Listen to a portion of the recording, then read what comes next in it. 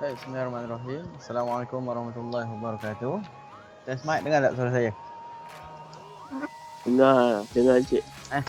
Sudah jelas. Alhamdulillahirrahmanirrahim. Wassalatu wassalamu ala asyrafil anbiya wal mursalin wa ala alihi wa sahbihi ajma'in. Wa bishrah li sadri wa yassir li amri wahlul 'uqdatam min lisani yafqahu qawli. Alhamdulillah, syukur kita kepada Allah Subhanahu Wa Taala kerana dengan izinnya pada pagi yang indah ini dapat kita sama-sama berkumpul dalam kaedah baru, dalam budaya baru, dalam suasana baru, dalam norma baru, secara online atas talian sahaja. Saya sekarang sedang berada di Pejabat Kejuruteraan Awam, Aras Kosong. Cik Adi pula sedang berada di Ofis COT. Dan anda semua saya yakin sekarang sedang berada di bilik masing-masing ataupun mungkin berada di kafeteria, di tepi padang, di dalam pusat Islam dan sebagainya.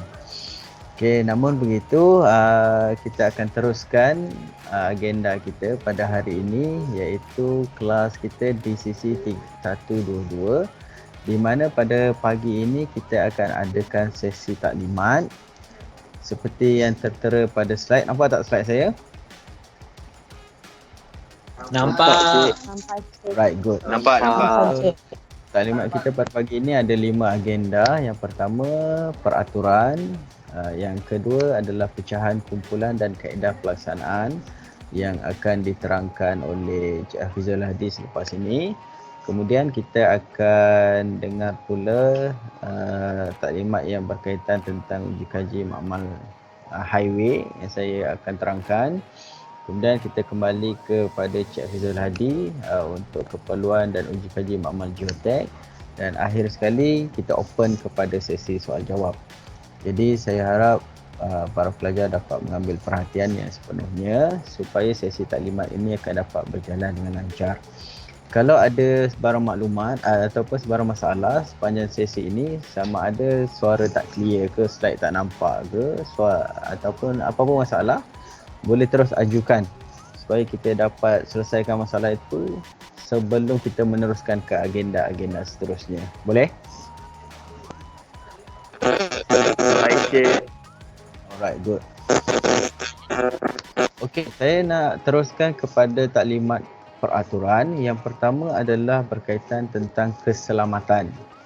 Saya tahu anda semua pelajar-pelajar semester 5 dah banyak kali dah diterangkan tentang peraturan keselamatan, dah banyak kali masuk ke bengkel ataupun makmal.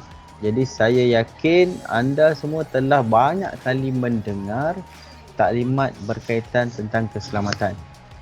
Namun begitu, saya selaku pensyarah ataupun kami pensyarah-pensyarah yang sangat menyayangi awak ni, tak jemu-jemu untuk mengingatkan anda bahawa keselamatan di bengkel itu sangat penting.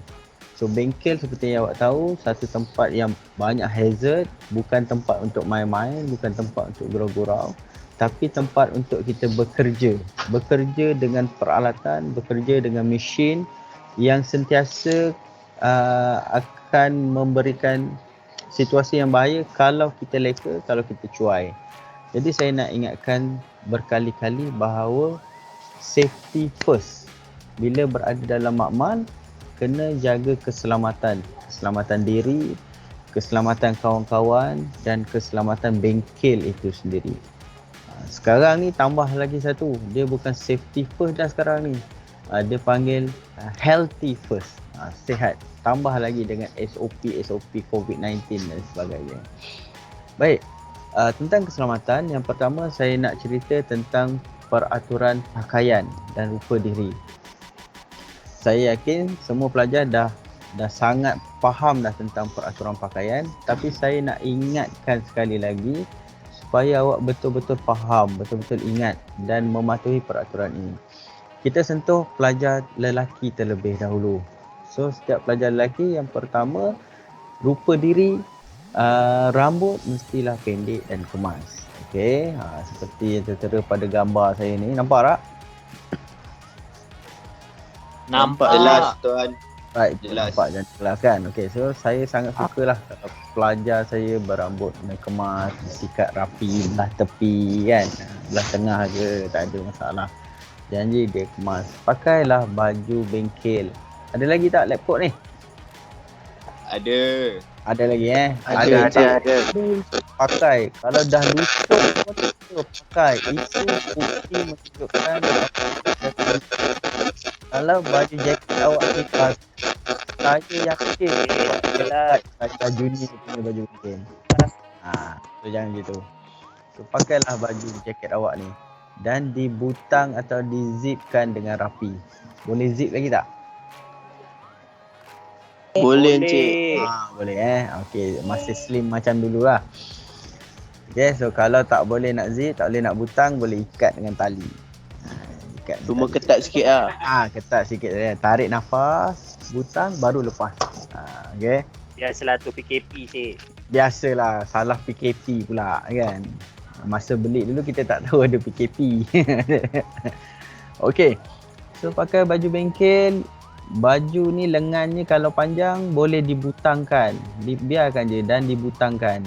Right, butangkan. Kalau you tak nak butang, you nak lipat, lipatlah dengan kemas. Tak ada masalah. Janji dia dilipat dengan kemas baju bengkel Ingat, dalam baju bengkel ni mesti pakai t-shirt. T-shirt tu tuck in masuk dalam seluar.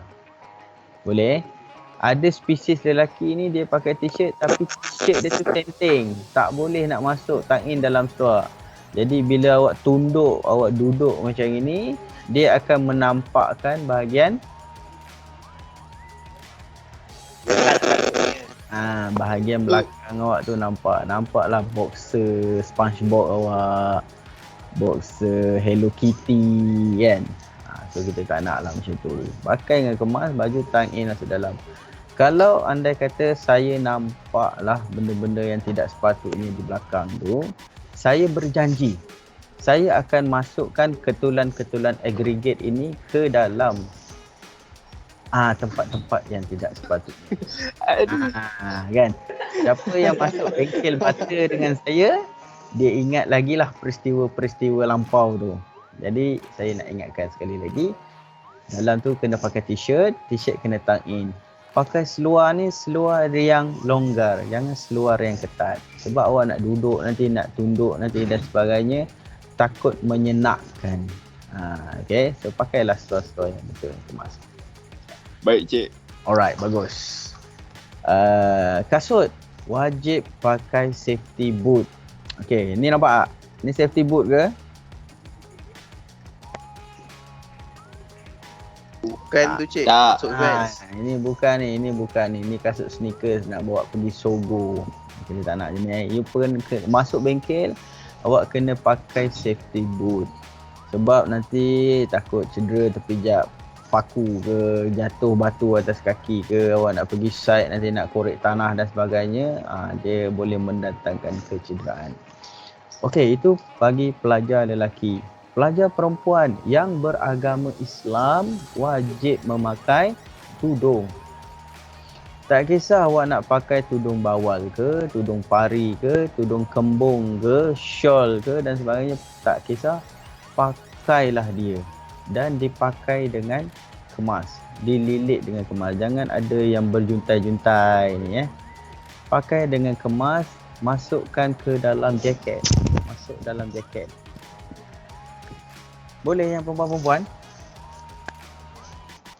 Boleh. Boleh cik. Itu pelajar perempuan ke adik? Boleh. Okey Boleh. Tu pun ada spesies. Itu perempuan ke lelaki tu? Tu lembang. Okey. Pakailah dengan kemas dan pakailah brush sikit, ikat-ikat. Cuma janganlah pakai janggut kat bawah ni kan. Okey, janggut jintai tu janganlah pakai. Nanti sangkut-sangkut pula. Alright, okey. So lengan pakai jaket, lengan baju ni diikat dengan kemas. Kalau dalam you nak pakai apa dalam tu? Illness apa benda dalam Handsop. Nak pakai stokin tangan tu pakailah, tak ada masalah. Jadi dia diikat kemas. Jangan pakai barang kemas. Nak pakai gelang ke, nak pakai cincin ke, jangan pakai ketika di bengkel. Okey. Takut nanti batu cincin tu jatuh termasuk pula dalam ayak kan ni, nanti dia jadi bacaan tu lari. Okey, so pakai jaket dan pakai seluar. Seluar yang longgar-longgar. Jangan yang ketat-ketat. Okey, takut nanti dia mengganggu emosi kawan-kawan yang lain. Okey. So nanti awak nak mencangkung, nak duduk dan sebagainya nanti takut terkoyak. Jadi pakailah seluar yang longgar-longgar yang sepatutnya.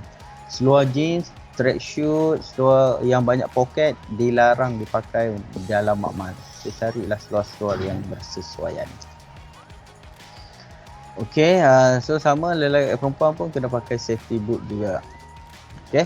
So itu lebih kurang tentang peraturan pakaian dan rupa diri. Kalau ada yang tertinggal nanti mungkin pegawai disiplin penyelaras disiplin JKA Cik Anwar akan tambah dalam kita punya taklimat untuk hari ini. Okey, kita dah cerita tentang pakaian dan rupa diri. Kita dah cerita tadi tentang keselamatan, jaga keselamatan diri, jaga keselamatan kawan-kawan. Semua peralatan yang awak ambil kena dibersihkan dan disimpan semula dengan rapi di tempat yang sepatutnya. So kalau awak ambil ayak ni berapa, awak ambil berapa dan pulang pun secukupnya dalam keadaan bersih. Kalau awak pergi lab geotech, awak ambil sampel tanah dengan menggunakan peralatan-peralatan tertentu, awak pulangkan dia dalam keadaan bersih. Sebab main dengan tanah. Kalau geotech ni nanti main dengan tar dan sebagainya, kena dicuci dengan kemas. Jangan sampai hilang. Kalau rosak, bagi tahu. Jangan simpan. Jangan curi. Itu kita tak nak. Okey. Baik. Peraturan yang ketiga adalah tentang kehadiran. So, setiap pelajar terikat dengan peraturan kehadiran di mana awak kena ada lebih 80% kehadiran. Kalau kurang daripada 80%, awak boleh dibar ataupun digagalkan subjek ni. So, kita tak naklah awak gagal. Biarlah awak grade dengan tenang hati. Jadi kalau ada masalah MC dan sebagainya, sila maklumkan untuk kelas ni, sila maklumkan kepada Encik Hafizul Hadi untuk record. Okey. Kalau awak tak sihat tetapi tak ada MC, datang tetapi bagi tahu kami. Bagi tahu pensyarah, cik kita tak sihat, kami tak sihat ke saya tak sihat, saya tak larat ke, bagi tahu. So kita boleh excusekan duduk tepi saja, tak payah buat kerja-kerja yang berat. Tapi kalau awak datang demam, awak paksa diri tak nak bagi tahu kita yang awak ni tak sihat, kemudian awak buat kerja, awak pengsan dan sebagainya, dia akan mendatangkan kesusahan pada orang lain.